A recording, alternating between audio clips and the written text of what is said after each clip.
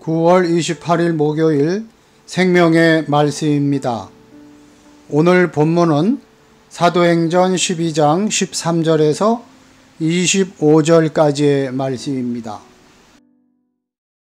베드로가 대문을 두드린데 로데라는 여자아이가 영접하러 나왔다가 베드로의 음성인 줄 알고 기뻐하여 문을 미처 열지 못하고 달려 들어가 말하되 베드로가 대문 밖에 섰더라 하니 그들이 말하되 내가 미쳤다 하나 여자아이는 힘써 말하되 참말이라 하니 그들이 말하되 그러면 그의 천사라 하더라. 베드로가 문 두드리기를 그치지 아니하니 그들이 문을 열어 베드로를 보고 놀라는지라. 베드로가 그들에게 손짓하여 조용하게 하고 주께서 자기를 이끌어 옥에서 나오게 하던 일을 말하고 또 야고보와 형제들에게 이 말을 전하라 하고 떠나 다른 곳으로 가니라. 날이 새매 군인들은 베드로가 어떻게 되었는지 알지 못하여 적지 않게 소동하니 헤롯이 그를 찾아도 보지 못하매 파수꾼들을 신문하고 죽이라 명하니라. 헤롯이 유대를 떠나 가이사랴로 내려가서 머무니라.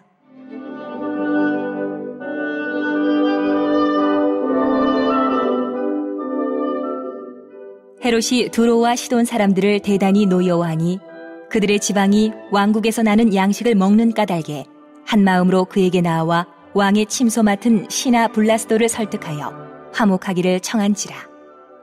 헤롯이 나를 택하여 왕복을 입고 단상에 앉아 백성에게 연설하니 백성들이 크게 부르되 이것은 신의 소리요 사람의 소리가 아니라 하거늘 헤롯이 영광을 하나님께로 돌리지 아니하므로 주의 사자가 곧 치니 벌레에게 먹혀 죽으니라.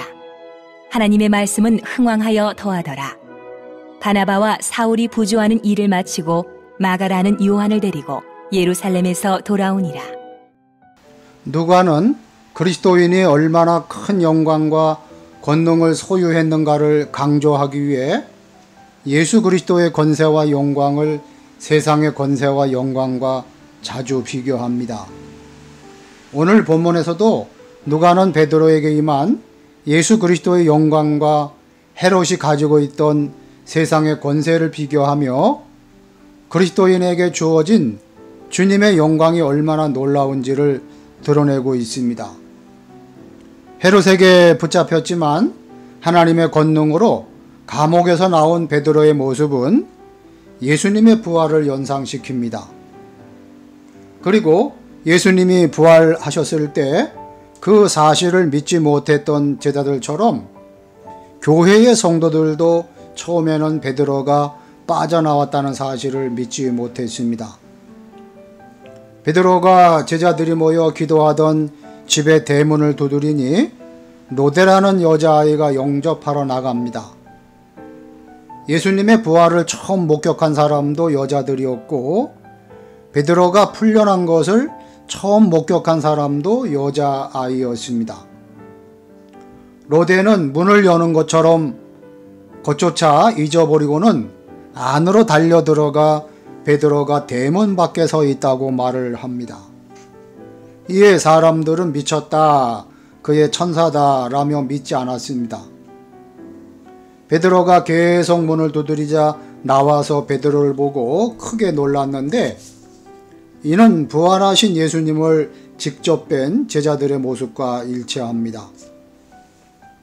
베드로가 사건의 경위를 예수님의 형제 야고보와 형제들에게 전하게 한 후 떠나는 모습까지도 예수님 부활 이후에 보이신 행적과 비슷합니다. 이처럼 주님은 베드로를 통해 십자가와 부활을 재현하심으로써 주님과 동행하는 제자의 영광과 권세가 얼마나 놀라운지를 보여주셨습니다. 예수님이 죽으셨으나 다시 사셨다는 가르침도 우리도 다시 살고 영원히 살 것이라는 가르침도 상식적으로는 믿을 수 없는 내용입니다. 하지만 그 놀라운 영광이 바로 지금 여기 우리에게 주어져 있습니다. 예수님의 권세는 부활의 권세였지만 헤롯의 권세는 죽음의 권세였습니다. 베드로가 사라지자 헤롯은 파수꾼들을 처형합니다. 헤롯은 가이사라에서 예루살렘으로 내려와 핍박했으나 부하만 일코는 원래 있던 곳으로 후퇴한 셈입니다. 또한 헤롯의 권세는 자신을 죽음으로부터 구원할 수 없었습니다. 헤롯은 어떤 정치적 이유로 두로와 시돈의 노여움을 품고 유대와 사마리아, 갈릴리 지역의 곡물 반출을 막았던 모양입니다. 두로와 시돈 사람들은 곡물을 얻으러 헤롯의 신하 블라스도를 통해 화해를 시도합니다. 또 헤롯에게 아부하기 위해 그의 연설을 듣는 시간을 마련합니다. 이 연설은 역사적으로 알려진 사건으로 유대인 역사가 요세푸스도 기록했습니다. 그런데 연설의 내용에는 누가뿐 아니라 요세푸스도 관심이 없고 다만 청중의 헤롯을 신에 빗대는 불경한 아첨을 했다고 기록을 합니다. 인기를 얻기 위해서는 어떤 짓도 서슴지 않았던 헤롯은 하나님께 돌려야 할 영에마저 가로챘습니다. 주의 천사는 그를 쳤습니다. 요세푸스에 의하면 헤롯은 5일 동안 심한 복통을 호소하다가 죽었습니다. 반면 교회는 흥왕하며 사역자들은 계속 주님의 사역을 이어나갔습니다.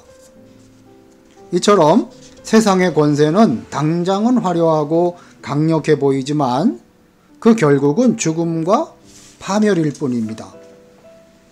예수님의 권세를 힘입어 살아가는 사람들은 다른 사람으로부터 부러움의 대상이 되지 못하는 경우가 많습니다. 그러나 부러움의 대상이 되는 것과 진정한 기쁨과 풍요를 누리는 것은 전혀 다른 문제입니다. 우리에게는 부활의 권능을 한 영원한 안식과 평안이 주어져 있습니다. 하나님이 온 세상의 주인이시고 지금도 이곳을 다스리는 분임을 인정하며 주님을 의뢰하는 성도 여러분 되시기를 주님의 이름으로 축복합니다. 아멘. 기도하시겠습니다.